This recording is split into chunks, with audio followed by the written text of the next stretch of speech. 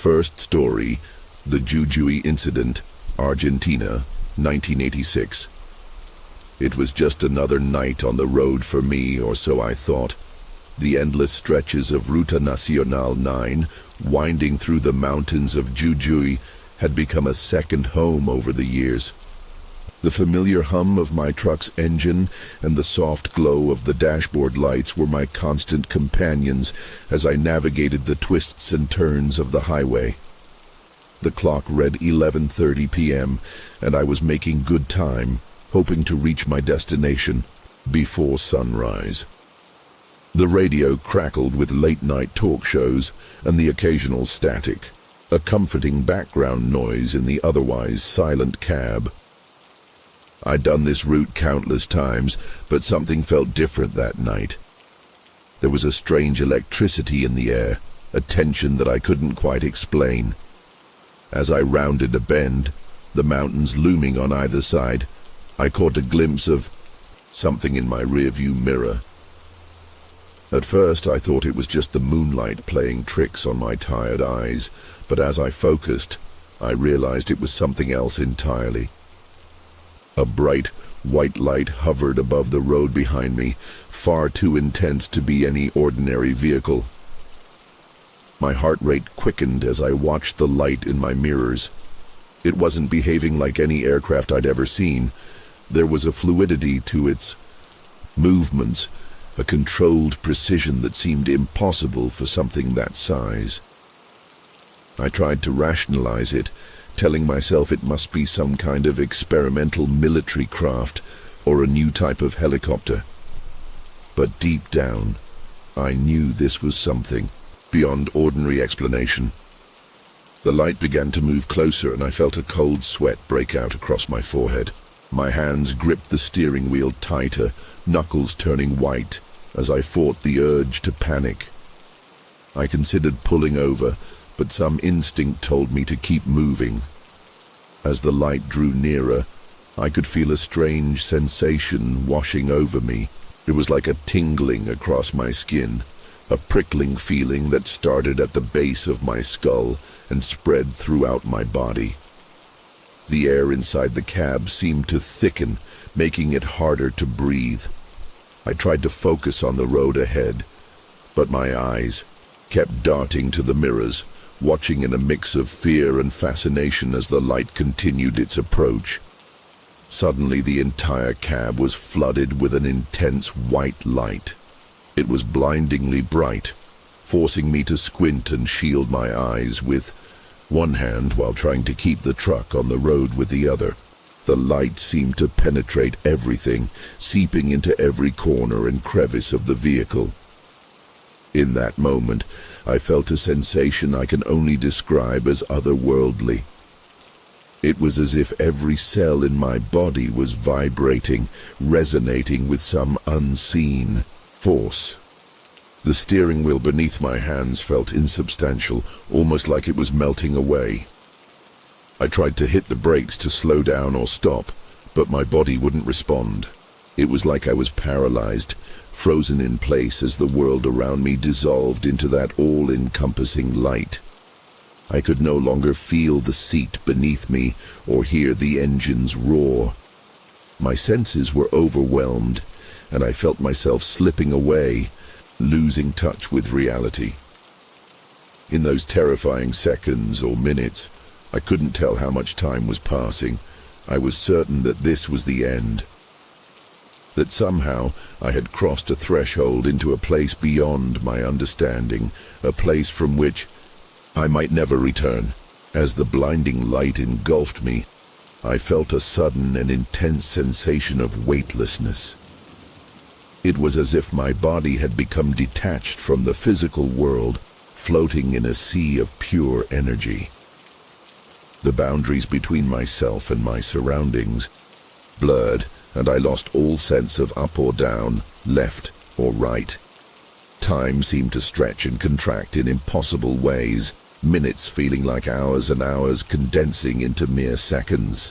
Through the haze of disorientation, I caught fleeting glimpses of shapes and forms that my mind struggled to comprehend. Silhouettes moved at the edges of my vision, their outlines shifting and morphing in ways that defied logic. I tried to speak, to cry out, but no sound escaped my lips. The silence was absolute, pressing in on me from all sides, broken only by a high-pitched ringing that seemed to emanate from within my own skull. Despite my terror, a small part of my mind remained analytical, desperately trying to make sense of what was happening. Was this some kind of hallucination? A vivid dream? Or was I truly experiencing something beyond the realm of normal human experience? Just when I thought I couldn't bear the intensity of the experience any longer, everything changed. The light began to recede, pulling back like a tide returning to the sea. As it withdrew, I felt a rush of sensation flooding back into my body. The familiar vibrations of the truck's engine, the texture of the steering wheel beneath my hands, the cool air from the vents, all of it came crashing back into my awareness with startling clarity. I gasped, sucking in deep breaths of air as if I'd been holding my breath for hours. My heart was pounding so hard I could feel it in my throat, and a cold sweat had drenched my clothes. Blinking rapidly, I tried to clear my vision and focus on my surroundings.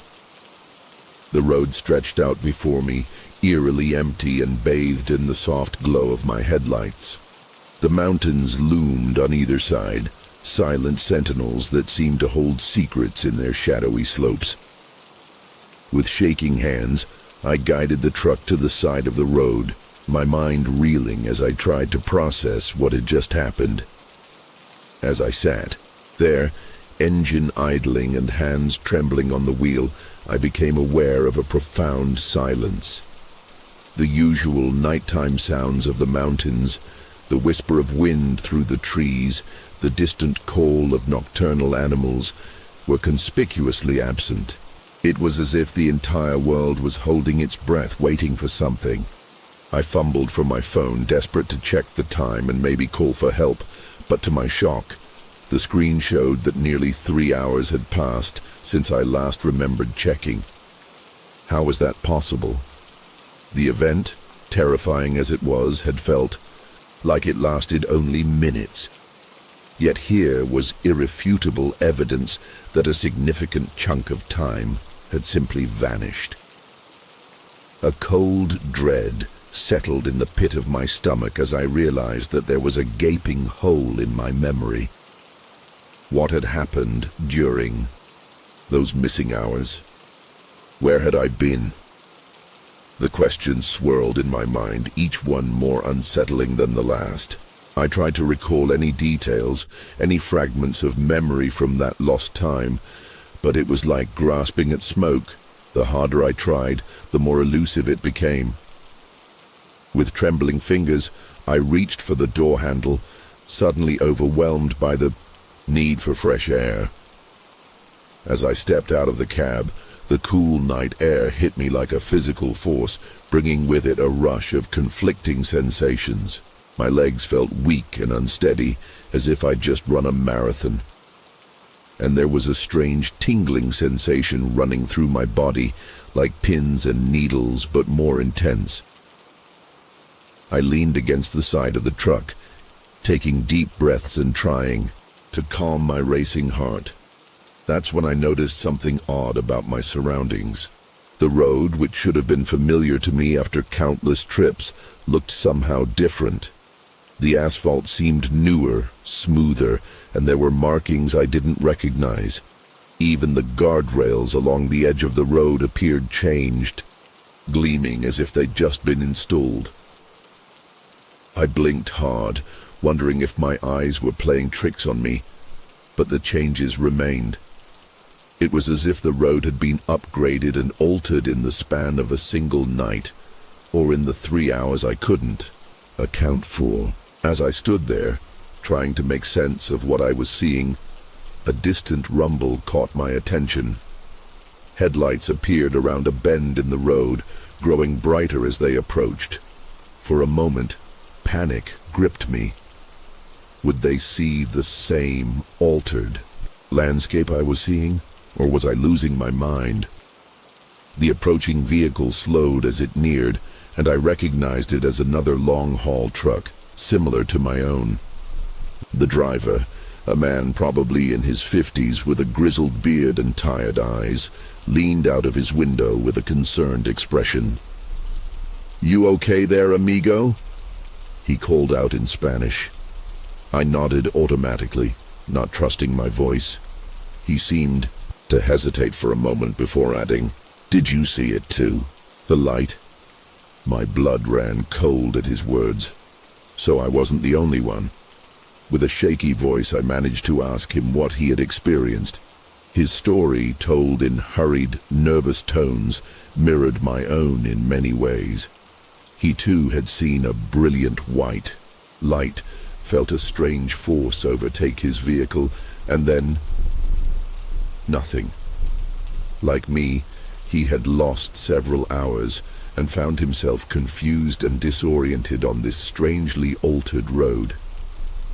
As we talked, comparing our experiences in hushed, almost conspiratorial tones, more vehicles began to appear, trucks, cars, even a tour bus, all pulled over to the side of the road.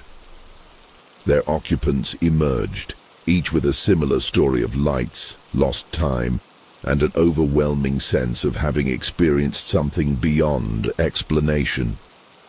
The air was thick with tension and a growing sense of collective unease. Some people were visibly shaken. Others seemed almost excited, as if they had just become part of something extraordinary. I listened to their stories, each one adding another piece to a puzzle that seemed impossible to solve. One woman, a tourist from Brazil, swore she had seen strange symbols etched into the mountainside, glowing with an otherworldly light before fading away. A local farmer, his voice trembling, described seeing a massive disc-shaped object hovering silently over the valley before disappearing in the blink of an eye. As the impromptu gathering grew, so did the theories and speculations. Aliens, government experiments, dimensional rifts.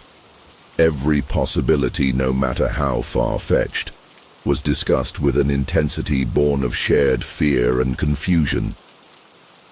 As dawn began to break over the mountains, casting long shadows across the altered landscape, a sense of unreality settled over me. The gathering of bewildered travelers had grown, with people huddled in small groups, sharing their experiences in hushed tones. I found myself drifting between these clusters, listening to fragments of conversations that seemed to blur the line between reality and science fiction. A truck driver from Chile described how his radio had picked up strange rhythmic signals just before the light appeared. A family on vacation swore that their car's electrical system had completely shut down, only to mysteriously restart after the incident. Each story added another layer to the mystery, deepening my sense of disorientation and unease. As I listened, I became acutely aware of subtle changes in my own body. My skin felt hypersensitive, tingling at the slightest touch or breeze. Colors seemed more vivid, sounds more crisp.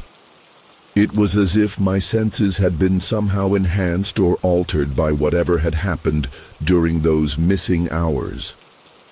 As the sun climbed higher, casting a golden glow over the scene, official vehicles began to arrive. Police cars, ambulances, and what looked like government vehicles with darkened windows converged on our location.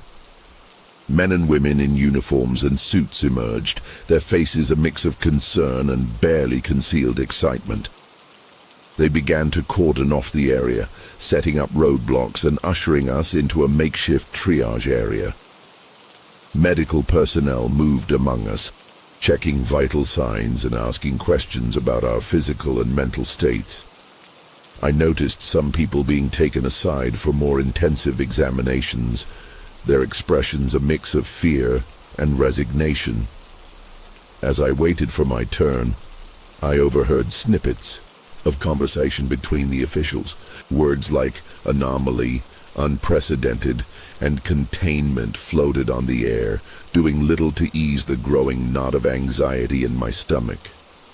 A part of me wanted to flee, to jump in my truck and drive as far away from this place as possible. But a stronger part knew that I needed answers, that I couldn't simply walk away from what had happened here. When it was finally my turn to be examined, I was led to a small, makeshift tent.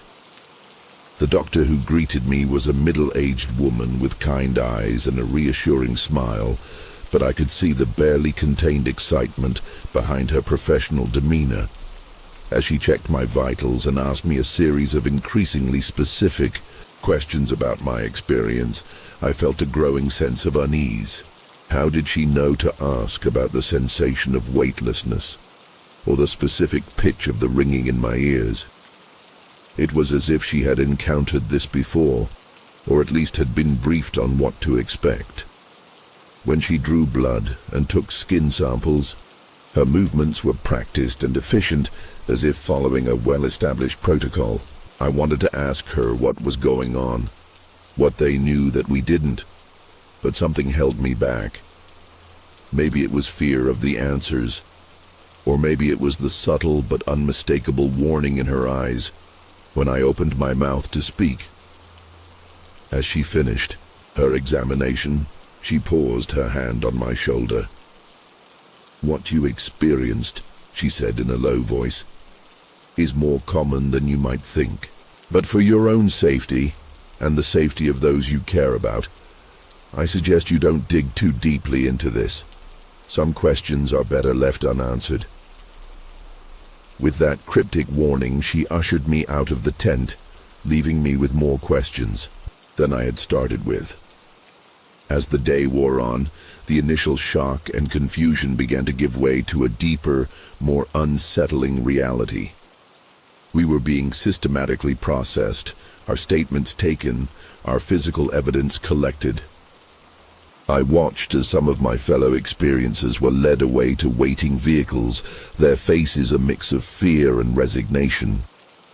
Others, like myself, were eventually cleared to leave, but not before signing a stack of non-disclosure agreements that felt more like threats than legal documents.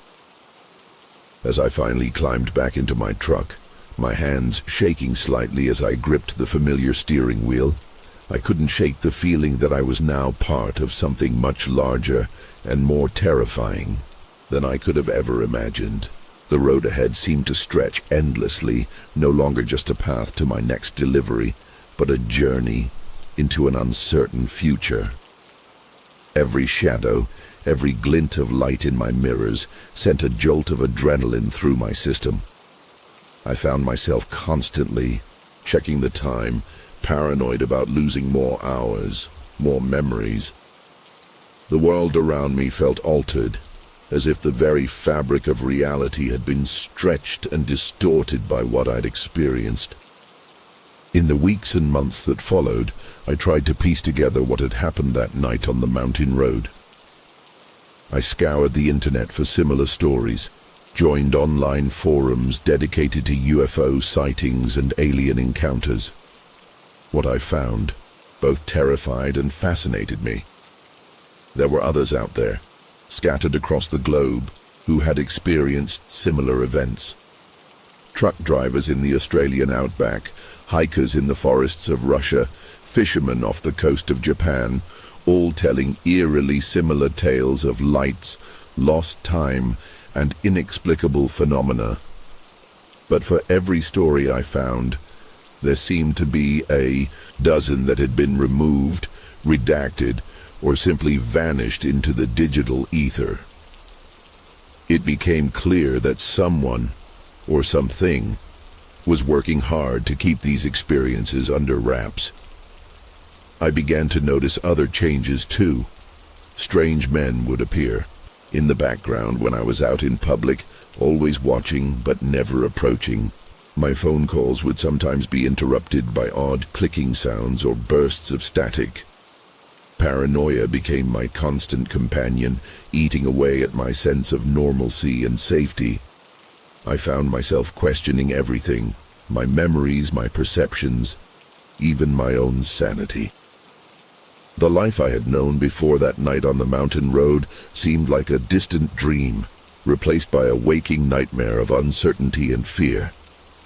Now, as I sit here typing this out, I'm not sure why I'm sharing my story. Maybe it's a desperate attempt to connect with others who've gone through similar experiences. Maybe it's a way of asserting that what happened to me was real, despite the efforts to make us doubt and forget. Or maybe it's a warning to others out there, driving lonely roads under starlit skies. Whatever the reason, I know that my life will never be the same. The world I once knew, with its comforting certainties and familiar patterns, has been forever altered. Every night, as I lay in bed staring at the ceiling, I can't help but wonder, will they come back? Are they watching me even now? And what really happened during those missing hours? The questions haunt me, driving me to seek answers even as a part of me recoils from the truth. But one thing I know for certain, the night sky will never look the same to me again. Every pinprick of light, every passing plane, carries with it the potential for another encounter. And deep down, despite the fear and uncertainty, a part of me longs to experience that otherworldly connection once more, to pierce the veil between our world and whatever lies beyond. So I keep driving, keep watching the skies, waiting for the day when the lights will appear again and the truth will finally be revealed. Second story, Lost Time on the Ice Road, Iceland, 2005. It was just another night on the icy roads of Iceland, or so I thought.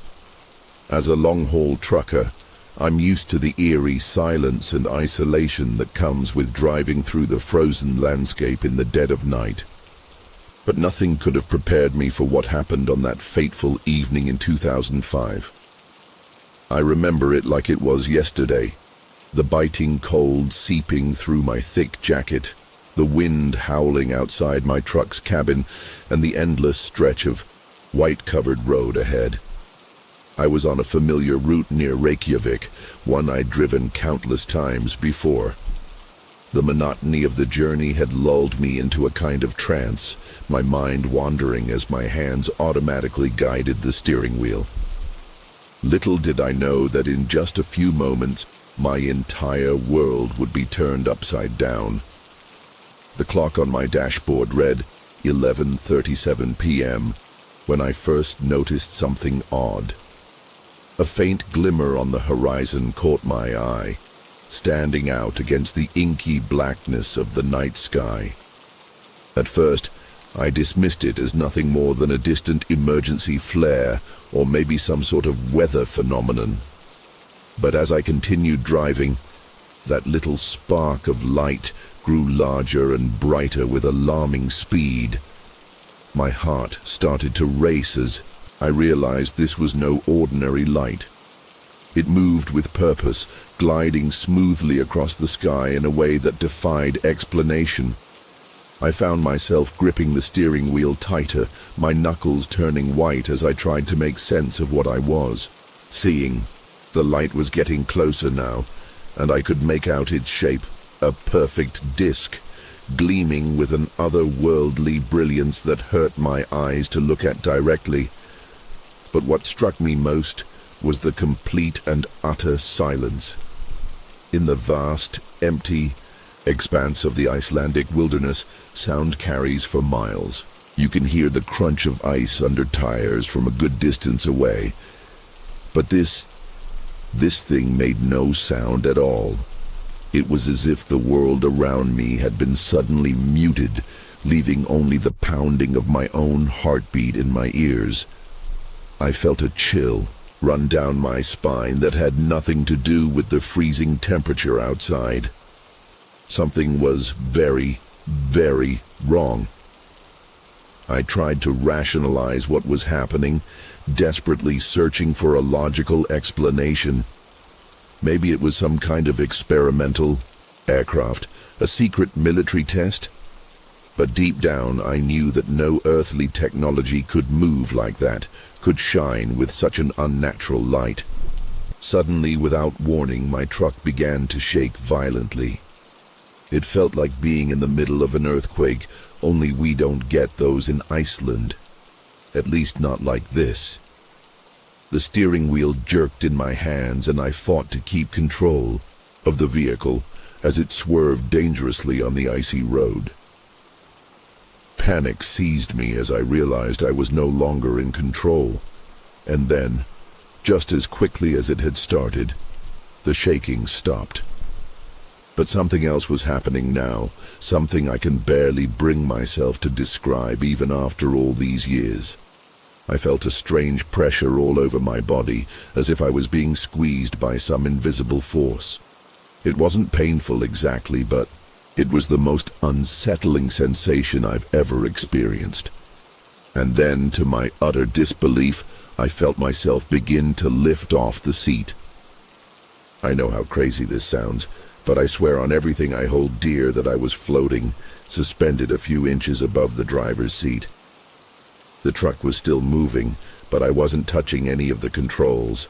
Time seemed to stretch and warp, and I lost all sense of how long this bizarre experience lasted.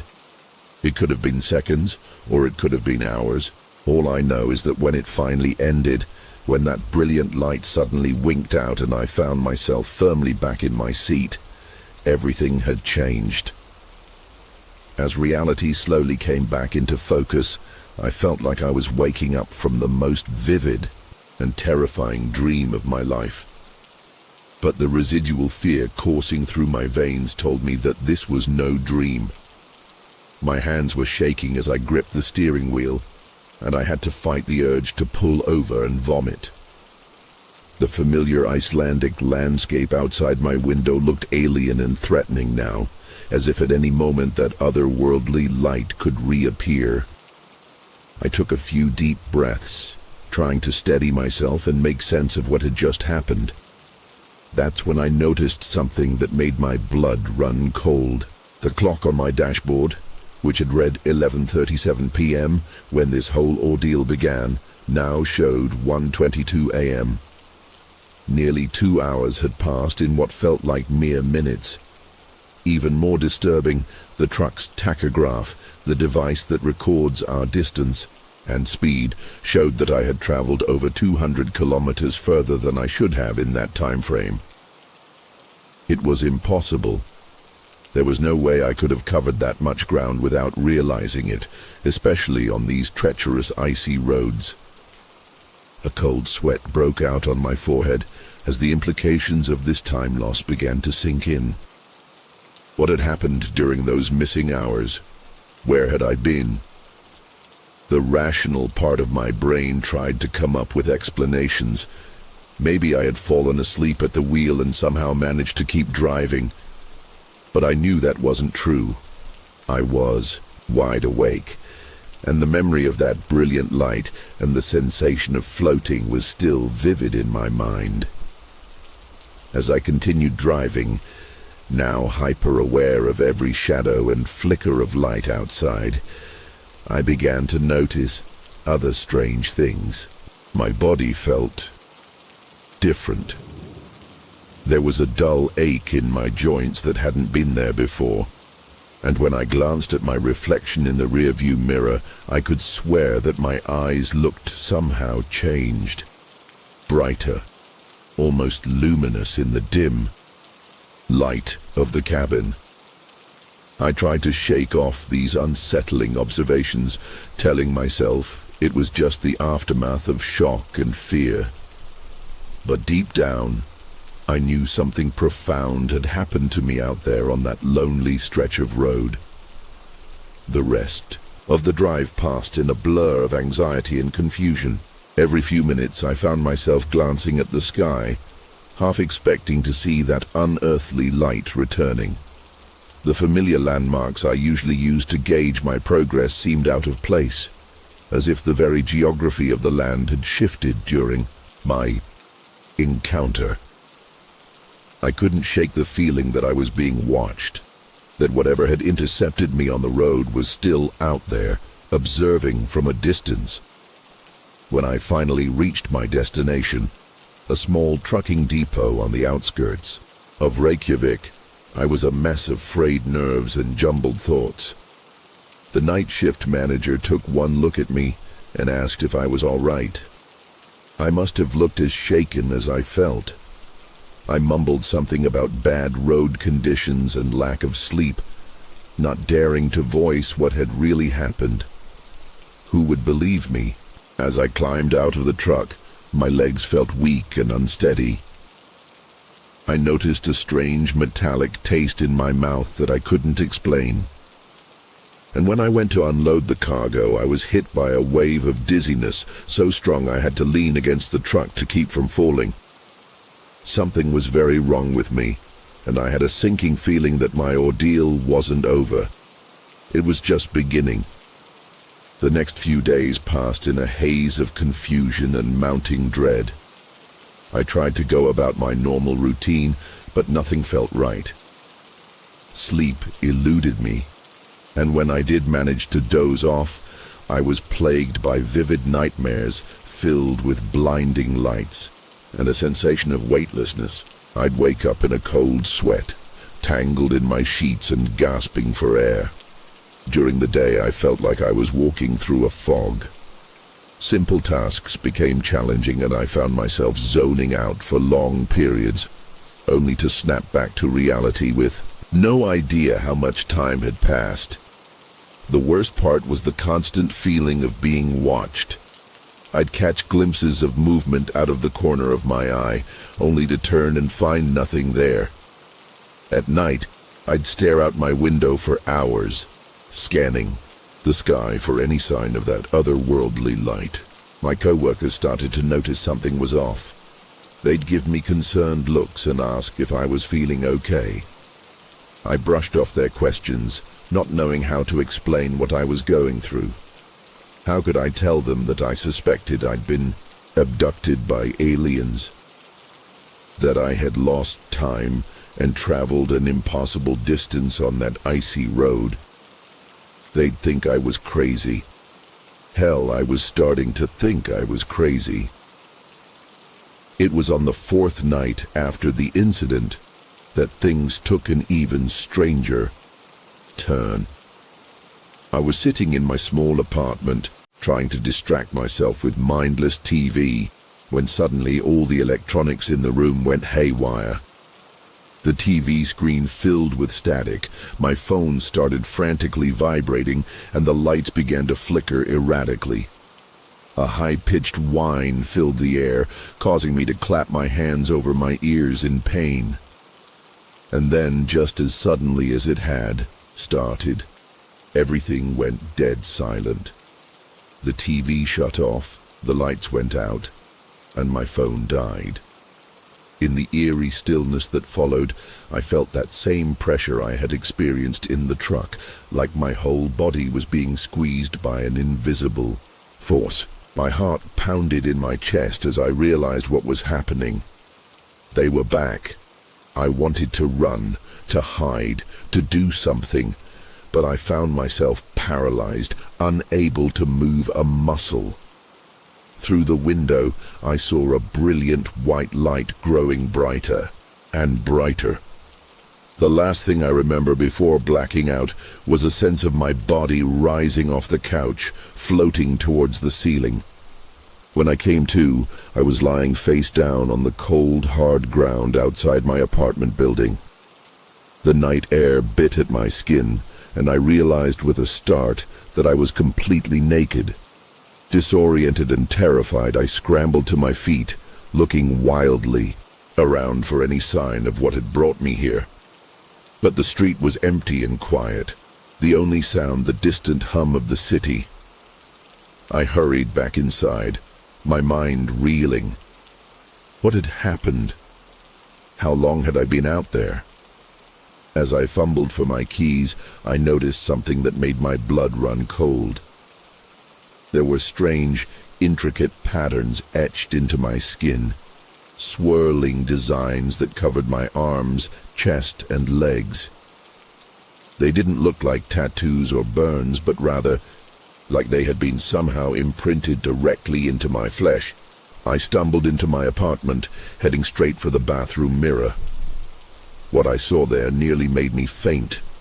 My eyes, which had seemed oddly bright before, now had a distinct, unnatural glow to them. And there, at the base of my skull, was a small, perfectly circular scar that I knew for certain hadn't been there before. The reality of what had happened, what was still happening, hit me like a physical blow. This wasn't just a one-time encounter on a lonely road.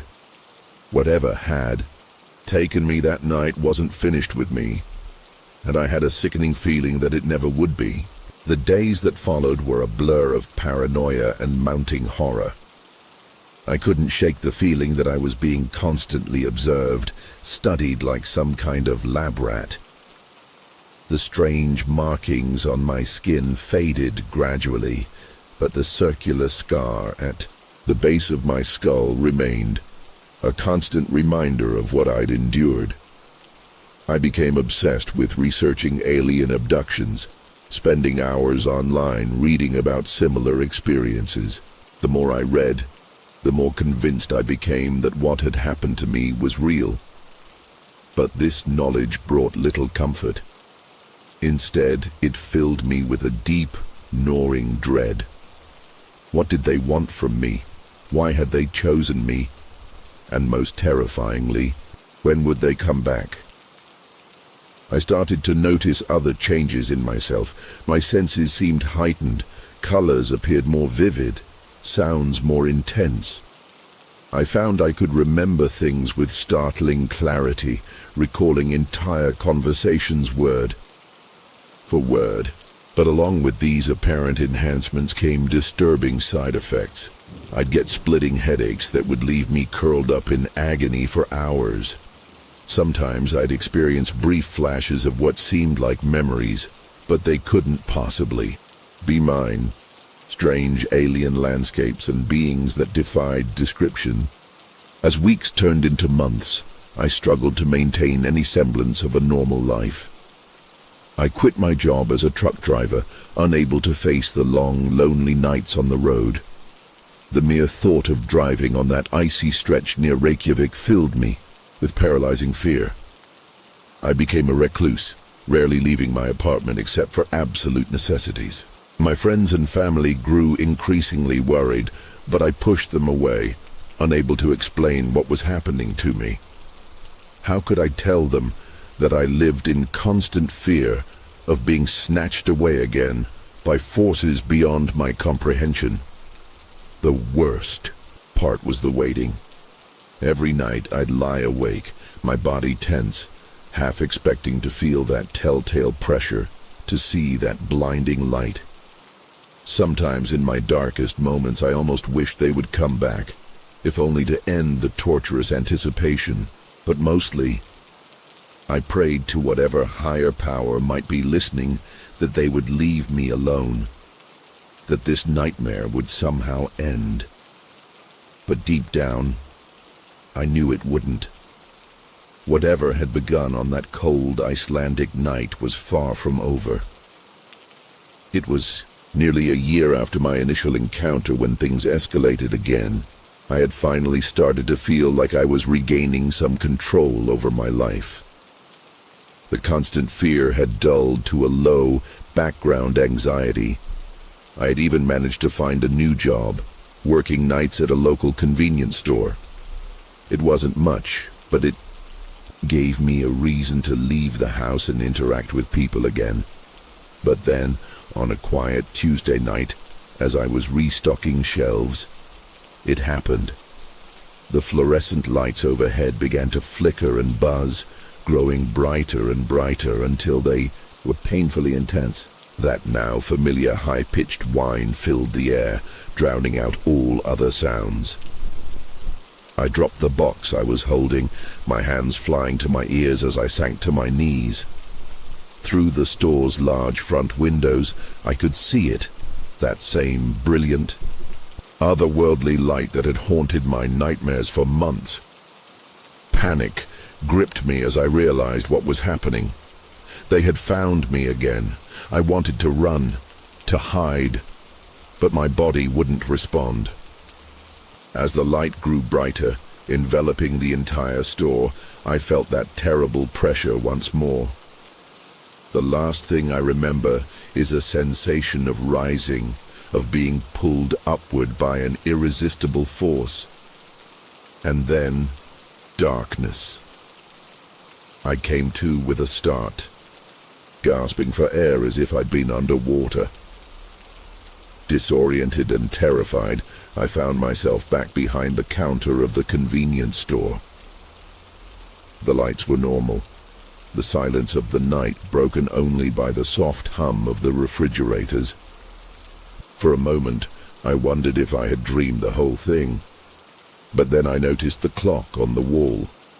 4 hours had passed in what felt like seconds. My hands shook as I reached for my phone, checking the date. It was 2 days later, 2 entire days, gone in the blink of an eye. I stumbled to the bathroom, my legs weak and unsteady. The face that stared back at me from the mirror was haggard and pale, with dark circles under my eyes. But it was my eyes themselves that truly terrified me. The unnatural glow had intensified, and now there were flecks of silver swirling in my irises. As I stripped off my uniform to check for new marks or scars, I noticed something else. My skin had a faint, silvery sheen to it, barely noticeable unless you knew to look for it. What had they done to me this time? What changes had they made to my body, my mind? The next few weeks were a nightmare of paranoia and physical distress. I suffered from intense migraines that would leave me incapacitated for hours. Strange, metallic-tasting nosebleeds became a regular occurrence. But worst of all were the visions. They would come without warning, flashes of bizarre landscapes, incomprehensible technologies, and beings that defied description. These weren't just hallucinations. They felt like memories, but not my own. It was as if someone, or something, had downloaded information directly into my brain. I couldn't make sense of most of it, but certain images stuck with me. A vast chamber filled with floating cylindrical tanks. Rows upon rows of examination tables, each occupied by a motionless human form. And always, those beings, tall, slender creatures with large, almond-shaped eyes that seemed to look right through me. I tried to document everything, scribbling, frantically in notebooks, drawing crude sketches of what I'd seen. But every time I thought I was close to understanding something, to piecing together some part of the puzzle, it would slip away, leaving me more confused than ever. As I sit here now, typing out this account, I'm not sure what I hope to achieve. Part of me wants to warn others, to let them know that the things we dismiss as science fiction or the ravings of lunatics are all too real. Another part of me is desperate for help, for someone to believe me and tell me I'm not going insane. But mostly I think I'm just trying to make sense of it all myself. I don't know why I was chosen or what they want from me. I don't know if they'll come back again, or if next time they'll decide to keep me for good. All I know is that my life will never be the same. The world I once knew, safe, predictable, explainable, is gone. In its place is a reality far stranger and more terrifying than I ever could have imagined. To anyone reading this, I beg you, be vigilant. Watch the skies. And if you ever find yourself on a lonely road and see a strange light in the distance, don't dismiss it, don't try to rationalize it, just run as fast and as far as you can. Because once they notice you, once they take an interest in you, it never truly ends. They are out there watching, waiting, and sooner or later they will come for you too. Third story. The Lonely Highway Abduction, USA, 1996. It was just another night on the road, or so I thought. As a long-haul trucker, I'm used to the endless stretches of highway, the hum of the engine, and the occasional oddities you encounter in the dead of night. But nothing could have prepared me for what happened on that desolate stretch of road in the middle of nowhere. I remember it was a particularly dark night, with barely any moonlight filtering through the thick clouds above. The kind of darkness that seems to swallow everything whole, leaving only the beam of my headlights to guide me through the inky blackness. I'd been driving for hours, my eyes starting to feel heavy, but I was determined to make it to the next truck stop before calling it a night. That's when I first noticed it, a faint light in my rearview mirror. At first I didn't think much of it. Another driver probably, making their way through the night just like me. But as the minutes ticked by, something about that light started to nag at me. It never seemed to get any closer, no matter how much I slowed down, and it never fell behind, even when I sped up. It just stayed there, hovering at the edge of my vision, like a persistent afterimage you can't blink away. As time wore on, my unease grew. The light seemed to be getting brighter, more intense, casting an eerie glow that didn't look like any headlights I'd ever seen before. It was almost pulsing, in a way that made my skin crawl. I tried to rationalize it, tell myself it was just my tired mind playing tricks on me, but deep down, I knew something wasn't right. The road ahead was empty, stretching out like a black ribbon into the distance, but my eyes kept darting to that rear-view mirror, watching that light grow larger and brighter with each passing second. My hands were starting to sweat on the steering wheel, and I could feel my heart pounding in my chest. That's when I made the decision that would change my life forever. I decided to pull over and confront whatever was behind me. Looking back now, I don't know if it was bravery or sheer stupidity that made me do it, but at that moment, I just couldn't take the uncertainty anymore. I eased my rig onto the shoulder of the road, the gravel crunching under the tires as I came to a stop. For a long moment, I just sat there, engine idling, staring into the mirror, watching as that light seemed to slow and then stop behind me, still pulsing with that unnatural glow. With a deep breath, I opened the door and stepped out into the cool night air.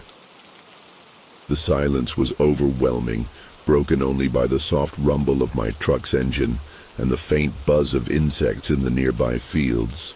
I turned, squinting into the darkness, trying to make out what was behind me. That's when it happened.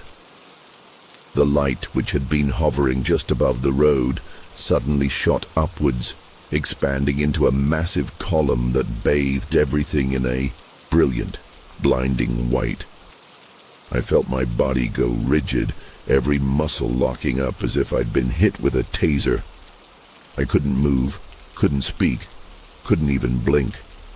All I could do was stand there, frozen, as the light enveloped me completely.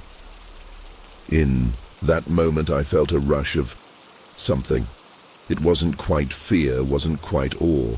It was like every emotion I'd ever felt was crashing over me at once, leaving me dizzy and disoriented. And then through the haze of light and confusion, I saw them. Figures moving towards me with a grace that seemed almost inhuman. They were tall, impossibly thin, with large almond-shaped eyes that seemed to glow with an inner light. I wanted to scream, to run, to do anything, but my body remained paralyzed, a prisoner in its own skin as these beings approached. As the figures drew closer, I felt a strange pressure building in my head. It wasn't painful exactly, but it was intense, like someone was trying to push thoughts directly into my brain.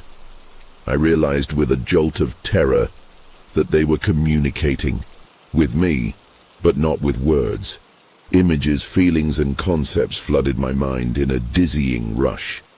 I saw flashes of stars, of planets I couldn't name, of technologies beyond my wildest imagination. But underlying it all was a sense of purpose, of urgency. These beings, whatever they were, needed something from me. I couldn't understand what or why, but the intensity of their need was overwhelming. The closest one reached out a long, slender hand towards me. Its skin was pale, almost translucent, and I could see a network of fine, silvery veins pulsing beneath the surface. As its fingers neared my face, I wanted to flinch away, but my body still wouldn't respond. The touch, when it came, was surprisingly gentle, almost cool against my skin. But the moment of contact sent another jolt through my system, like an electric current racing from my head to my toes. What happened next is hard to describe. It was like being turned inside out, every sense heightened to an almost painful degree. I could feel the rotation of the earth beneath my feet, taste the static electricity in the air, hear the whisper of cosmic radiation brushing against the atmosphere. And through it all, those beings moved around me, their movements fluid and purposeful. They produced instruments, at least that's what I think they were, unlike anything I'd ever seen before. These devices seemed to shift and change as I looked at them, sometimes appearing solid, sometimes seeming to be made of pure light. They passed these instruments over my body, and with each sweep, I felt like layers of myself were being peeled away, examined, and put back together. It wasn't painful, but it was deeply unsettling, like being dissected while fully conscious. Time lost all meaning. I couldn't tell if minutes or hours were passing. The examination, if that's what it was, seemed to go on forever. Every now and then, one of the beings would make eye contact with me, and in those moments, I felt like I was falling into endless pools of knowledge and mystery. There was intelligence there, vast and ancient, but also a curiosity that was almost childlike in its intensity. As suddenly as it had begun, the examination stopped. The beings stepped back, their large eyes blinking in unison. I felt the pressure in my head building again, and this time I got the distinct impression of gratitude, apology. It was hard to pin down, but there was a sense of conclusion, of a task completed. The light that had been surrounding us started to pulse more rapidly, growing brighter with each flash.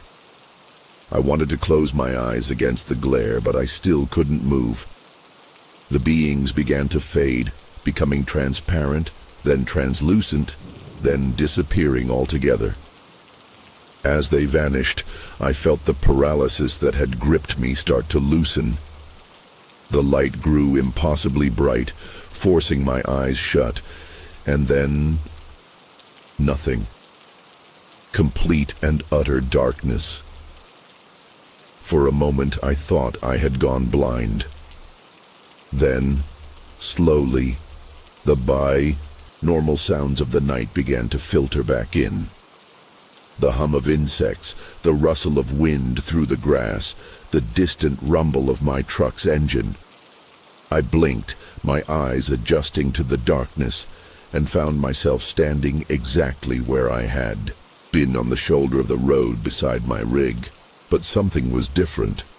Something had changed, and I couldn't quite put my finger on what it was. Disoriented and shaken, I stumbled back to my truck, my legs feeling like jelly beneath me. As I climbed into the cab, my eyes fell on the digital clock on the dashboard, and my blood ran cold. 3 hours and 17 minutes had passed since I'd pulled over. 3 hours that felt like mere moments, yet an eternity at the same time. I sat there, gripping the steering wheel, trying to process what had just happened. My mind was reeling, grasping for some rational explanation, but coming up empty. The reality of the situation began to sink in, and I felt a wave of nausea wash over me. I'd lost time. Actual real time that I couldn't account for. And the memories of what had transpired during those missing hours were hazy at best, like trying to recall a dream that slips away the moment you wake up. I could remember flashes, the light, the beings, the strange examination. But the details were frustratingly out of reach, like trying to hold on to smoke. As I sat there, trying to gather my thoughts, I became aware of a strange sensation on my skin. It felt tingly, almost electric, like the aftermath of a mild sunburn. I rolled up my sleeve and nearly gasped out loud. There, on my forearm, was a pattern of small, perfectly circular marks, each about the size of a dime. They weren't bruises or burns, but rather looked like someone had gently pressed a series of coins into my skin, leaving faint impressions. I ran my fingers over them, half expecting them to disappear at my touch, but they remained. Tangible, undeniable proof that something had happened to me. The sight of those marks sent a fresh wave of panic through me. What had they done to me? Were there other marks I couldn't see? And more terrifyingly, what was happening inside my body that I couldn't detect? I found myself patting myself down, checking for other signs of tampering. There were no obvious injuries, no pain, but I couldn't shake the feeling that I had been fundamentally changed in some way I couldn't quite grasp. With shaking hands, I started the engine, desperate to get away from that stretch of road. As I pulled back onto the highway, I kept glancing in my rearview mirror, half expecting to see that strange light reappear. But there was nothing but darkness behind me. The familiar rumble of the engine and the rhythmic sound of tires on asphalt should have been comforting, but instead they felt alien and wrong. Everything felt slightly off, like the world had shifted a few degrees while I wasn't looking. I drove in a daze, my mind racing. Should I report this? Who would I even tell? The police? They'd think I was crazy or drunk. My trucking company? They'd probably take me off the road, worried I was having some kind of breakdown. And my family? How could I possibly explain this to them? The more I thought about it, the more isolated I felt. This experience, whatever it was, had cut me off from the normal world in a way I never could have imagined. I was now part of something I didn't understand, carrying a secret that seemed too bizarre to be real, yet too vivid to be a hallucination. As the miles rolled by, I found myself hyper-aware of every sensation. The hum of the engine seemed louder, the lights of oncoming traffic more intense. I could swear I felt the Earth's rotation, a subtle but persistent feeling of movement that had nothing to do with my truck. Was this a lingering effect of whatever the beings had done to me, or was my mind playing tricks on itself? I couldn't be sure. What I did know was that I felt fundamentally changed. It wasn't just the missing time or the strange marks on my skin. There was something different in the way I perceived the world around me. Colors seemed more vivid, sounds more crisp. and there was a nagging feeling in the back of my mind, like I was now aware of something just beyond my perception, hovering at the edge of my consciousness.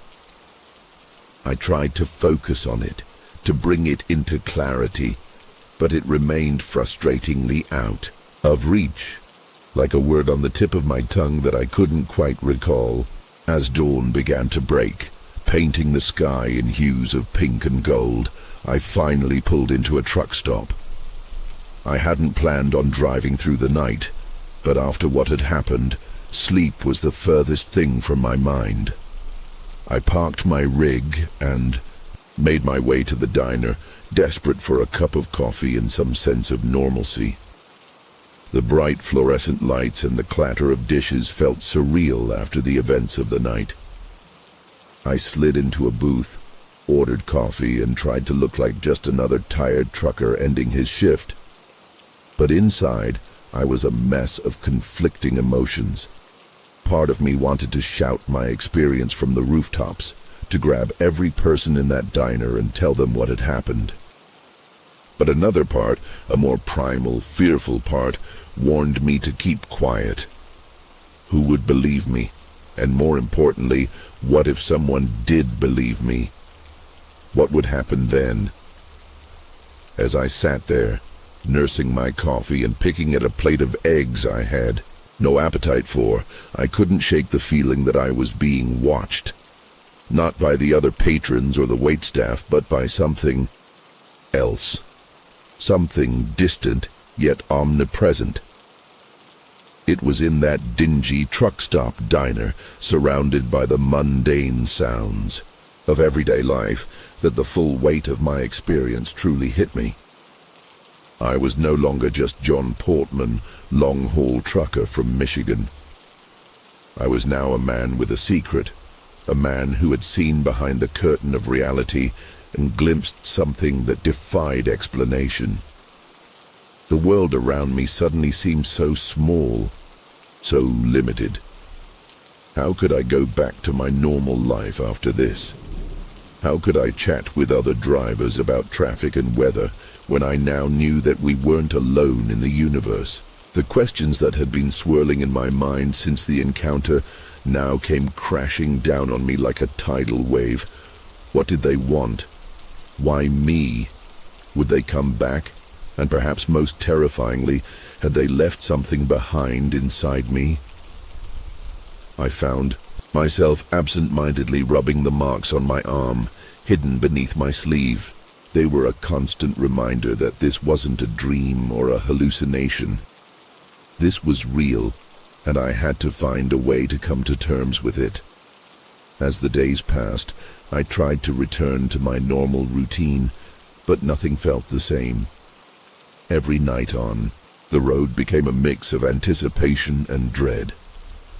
Part of me longed for another encounter, desperate for answers to the questions that plagued me. Another part was terrified of what might happen if they did return. I found myself avoiding that stretch of highway where it had all happened, taking longer routes and making excuses to my dispatcher about road work or traffic. Sleep became a luxury I could rarely afford. Every time I closed my eyes, I saw those beings, felt their touch, heard their silent communication in my mind. I started to notice things, small things at first. I could predict when my phone would ring, seconds before it did. I'd know exactly what song would come on the radio next. Coincidences, I told myself, but deep down, I knew it was more than that. The universe had shifted around me, or perhaps I had shifted within it, and I was picking up on frequencies I'd never been aware of before. The isolation began to wear on me. I couldn't talk to anyone about what had happened. My family noticed the change in me, the dark circles under my eyes, the way I'd zone out mid-conversation. They attributed it to the stress of the job, suggested I take some time off. But how could I explain that time off wasn't the answer? That the problem wasn't my job, but the very fabric of reality as I now understood it? I started seeking out others online who claimed to have had similar experiences. Most of what I found seemed like obvious hoaxes or the ramblings of people who were clearly unwell. But every now and then, I'd come across an account that rang true, that described sensations and after effects that mirrored my own. I never reached out directly, too afraid of exposing myself, but just knowing there were others out there who might understand brought a small measure of comfort. Still, the questions remained.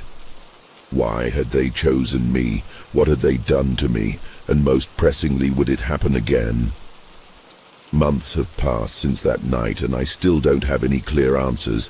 The marks on my arm have faded, but the memories haven't. I've learned to live with the constant awareness that the universe is far stranger and more complex than I ever imagined. Some days, I can almost convince myself it was all a vivid dream or hallucination brought on by too many hours on the road. But then I'll catch a glimpse of something in the sky, a light moving in ways no aircraft should be able to, and it all comes rushing back. I've become hyper-aware of my surroundings, always on alert for any sign that they might return. Part of me hopes they will, that I'll get the chance to understand what happened that night. Another part dreads the thought, afraid of what might happen if they decide they're not done with me. For now, I keep driving, keep moving forward, carrying this secret with me down endless stretches of highway. I don't know if I'll ever fully come to terms with what happened to me that night. All I know is that the world is bigger, stranger, and more wondrous than I ever could have imagined. And somewhere out there, in the vast expanse of the cosmos, they're watching, waiting. Perhaps one day they'll return, and maybe next time I'll be ready.